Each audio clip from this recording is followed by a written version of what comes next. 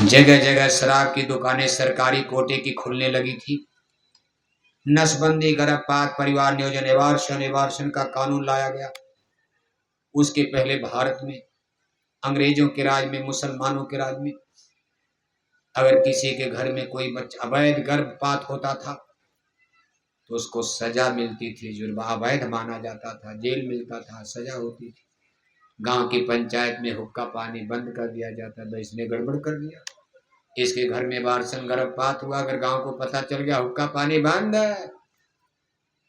लेकिन 1970 का समय याद करो, हमारी सरकारें कानून लेकर आ रही, नसबंदी, गर्भपात, परिवार नियोजन, एबार्शन, इसको वैधानिक दर्जा दे दिया गया कि भाई आप बच्चा बच्ची मारो, कोई हर्जा नहीं, लेकिन जनसंख्या न बढ़ने पाए। कहा महाराज हम तो ब्रह्मचर्य रह नहीं पाएंगे, जनसंख्या रोकने का क्या तरीका? औरत और मर्द थोड़ा ब्रह्मचर्य रखें 2 साल 3 साल। कहा महाराज इस कलयुग में ब्रह्मचर्य तो हो नहीं पाएगा, ब्रह्मचर्य की साधना बहुत कठिन है। बड़े बड़े ऋषि मुनि धोखा खा गए, श्रृंगी को भृंगी कई डारे, नारद के पीछे पड़ गए पछाड़, पूजा करत गोरख जी को लूटा, निवृष को लूट लिया, हलवा खिलाए। बड़े बड़े तपस्वी ऋषि मुनि ब्रह्मचर्य की महिमा को, ब्रह्मचर्य की साधना को पूर्ण नहीं कर पाए, बीच में धोखा खा गए। कहा महाराज ये कलयुग है, ये जनता शराब पी रही, मांस खा रही, अंडा खा, इनका खून गर्म हो रहा, खून में गर्मी बढ़ रही है, इनके अंदर कामुकता पैदा, जैसे कुत्ता कामी हो जाता। कुत्ता आप देखते हो जान दे देता सड़क पर, काम के वशीभूत होकर। कुत्ता देखो लड़ जाता, एक्सीडेंट हो जाता। कहा महाराज ये कलयुग है, आदमी का खान पान बिगड़ गया, शराब कबाब का सेवन बढ़ गया, जानवर की सड़ी गली मुर्दा मांस, शराब कबाब, आदमी का ब्लड और खून हीट गर्म हो रहा। इसलिए आंखों में माँ बहन की बेटी की पहचान खत्म, कामुक हो गया। चाचा भतीजी को नहीं पहचान रहा, भतीजा चाची को नहीं पहचान पा रहा, भाई बहन को नहीं पहचान पा रहा, मामा भांजी को नहीं पहचान रहा, बाप सगी बेटी को नहीं पहचान पा रहा। महाराज आप कहते हो कि आप जनसंख्या कम करो, ब्रह्मचर्य हम नहीं रहेंगे, नहीं हो पाएगा। कहा ब्रह्मचर्य की बात हम नहीं कर रहे, लेकिन बच्चा बच्ची मार डालो तब नहीं ब्रह्मचर्य रह पाते हो। पेट में बच्चा आ गया, हम टिकिया बना रहे, टैबलेट बना रहे, इंजेक्शन बना रहे, हम बड़ी बड़ी दवाइयां बना रहे, ब्रह्मचर्य नहीं रह पाओगी। लेकिन बच्चा पैदा मत होने देना। उस समय देखो ये कानून बना था, इसको नसबंदी, गर्भपात, परिवार नियोजन का कानून कहा जाता।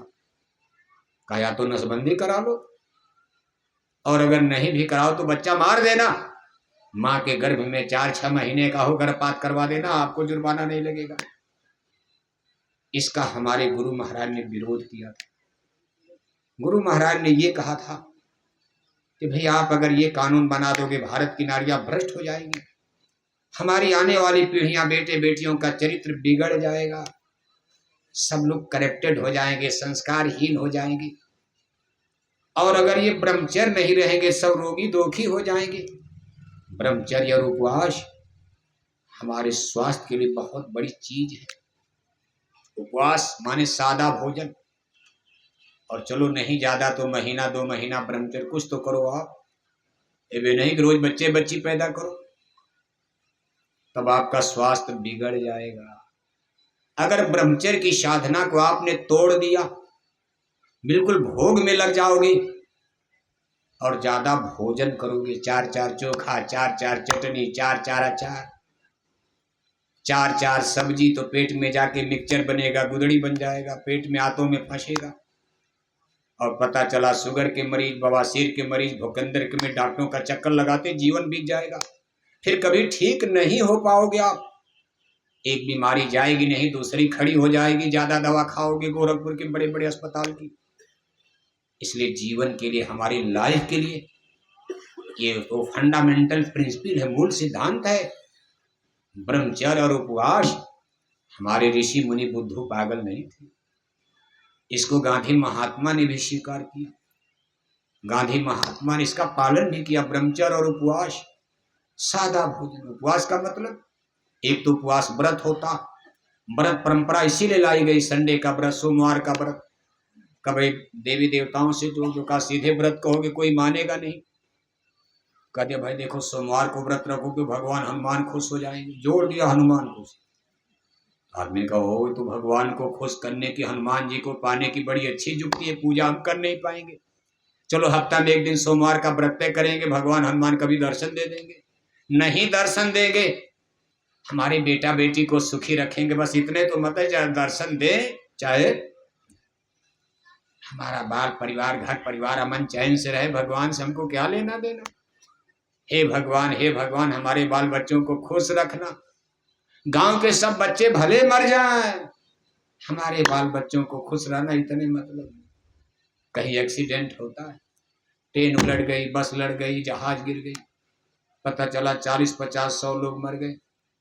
आज आदमी पूछता भाई कौन लोग मरे, कहा हिंदू मर गए, तो मुसलमान खुश। अरे कहा चलो 50 हिंदू तो गोरखपुर में कम हो गए, और पता चला 50 मुसलमान मर गए, हिंदू खुश है कि चलो कम से कम 50 मुसलमान, हिंदू कोई नहीं मरा। इसके बाद हिंदू में पूछो भाई, मान लो मुसलमानों को किनारे करो, हिंदू की बात आएगी, कहेंगे भाई यादव मरे तो ठाकुर खुश, 2-4 ठाकुर मर गए यादव खुश, पंडित जी मर गए तो हरिजन खुश, हरिजन मर गए पंडित जी खुश। इस समाज की रचना में इतना बड़ा विभेद आ गया आज। मानव दिमाग देखो कितना गंदा विचार पैदा हो गया। आज कोई किसी का दयालु भला चरने वाला नहीं, दान की वृत्ति नहीं है कि जियो और जीने दो, दूसरे पर दया करो, कृपा करो, उदारवादी बनो, मर्सीफुल बनो, कुछ नहीं। हम ठीक रहे दुनिया खत्म, कंपटीशन है भाई से, भाई सगे भाई का विनाश चाहता। एक देखो बड़ा सुंदर दृष्टांत आता है। एक बार भगवान शंकर अपने एक भगत से खुश हो गए, उसकी तपस्या पर, पूजा पर। भगवान शिव ने प्रकट होकर कहा भक्तराज क्या चाहते हो, वरदान मांगो। उसने कहा प्रभु आप देंगे। अरे कहा जब मैंने कह दिया मैं खुश, जो वरदान मांगो मैं दूंगा, लेकिन भक्त राज एक मेरा वचन है, शर्त है कि जो वरदान आप मांगोगे जितना आपको मिलेगा, आपके भाई को पड़ोसी को उसका दूना मिल जाएगा।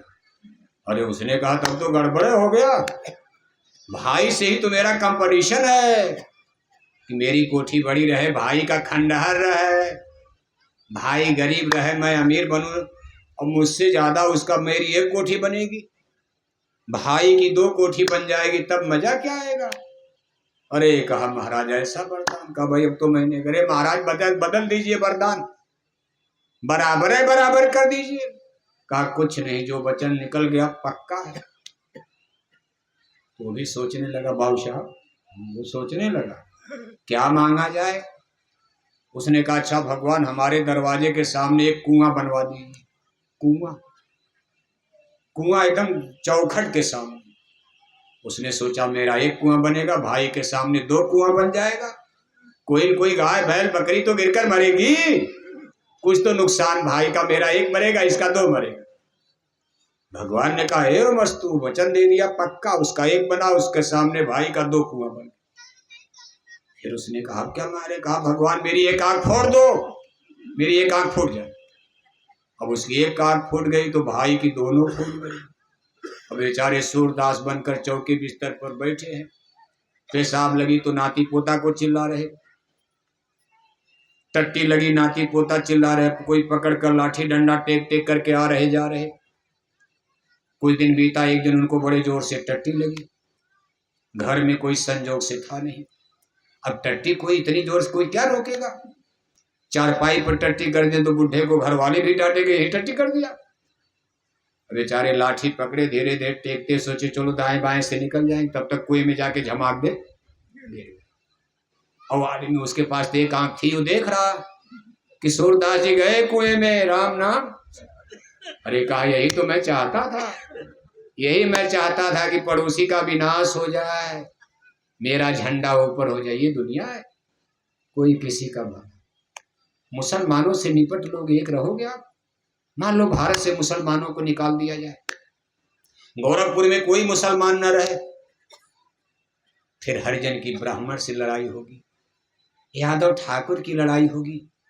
सभी हिंदू जातियों ने अपना अपना झंडा डंडा लेकर, सारी मलट्टी तैयार है, सब दिल्ली लखनऊ की तरफ आगे बढ़ रही सेनाएं कुरुक्षेत्र मैदान में। भाई हमको भी लखनऊ चाहिए, हमको भी दिल्ली चाहिए। मान लो भाई ये भी खत्म, भाई भाई का झगड़ा, घर में सास बहू का झगड़ा, झगड़ा एक अलग क्रिया, ये कुदरती है। झगड़ा खत्म कब होगा? जब सत्संग सुनोगे, जब मन बुद्धि चित्त आपका पवित्र होगा, कुछ मन के विकार कमजोर होंगे। मन के विकार जो गंदगी कूड़ा कचरा, सूरज कब दिखाई देगा? जब कोहरा हटेगा। ऐसे हमारे मन में जो विकार है, विकार माने रसायन, पॉइजन, जहर, काम, क्रोध, लोभ, मोह, अहंकार, बैर, ईर्ष्या, निंदा, चुगली। कहा महाराज सत्संग की जगह अंग्रेजी पढ़ लिया जाए तब? कहा अंग्रेजी पढ़ने से भी ये नहीं जाएगा। अगर जाना होता तो बहुत रामायण पढ़ लिया, भारत सुधर गया होता। केवल किताबों के पढ़ने से ही नहीं जाएगा।